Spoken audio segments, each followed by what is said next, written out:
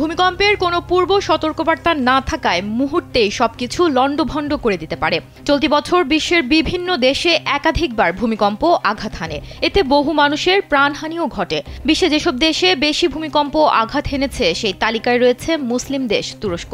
দেশটির সংবাদ মাধ্যম ডেইলি সাবার এক প্রতিবেদনে বলা হয়েছে, প্রতি বছর তুরস্কে অন্তত 25,000 বার ভূমিকম্প অনুভূত হয়।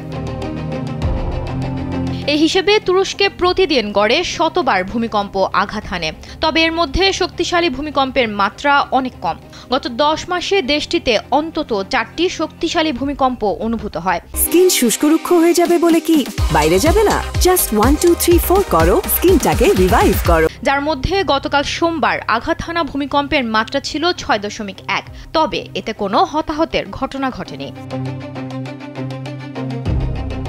মুসলিম দেশ তুরস্কে ভয়াবহ ভূমিকম্প অনুভূত হয়েছিল 2023 সালে। 7.8 মাত্রার ওই ভূমিকম্পে দেশটিতে 53,000 মানুষের মৃত্যু হয়, ধসে পড়ে শত শত বাড়িঘর।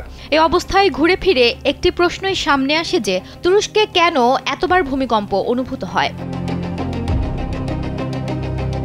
গবেষকরা বলছেন, তুরস্কের ভৌগোলিক অবস্থানের কারণেই এত ভূমিকম্পন।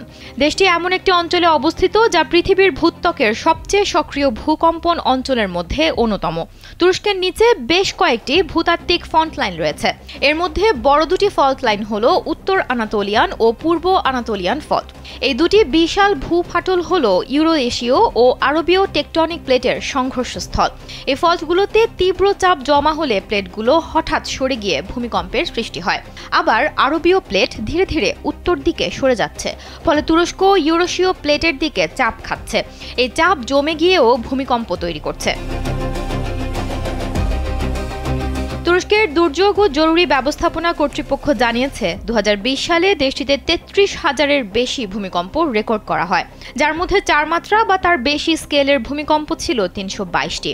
তুরস্কে 2023 সালের আগে বড় ভূমিকম্প হয়েছিল 1999 সালে।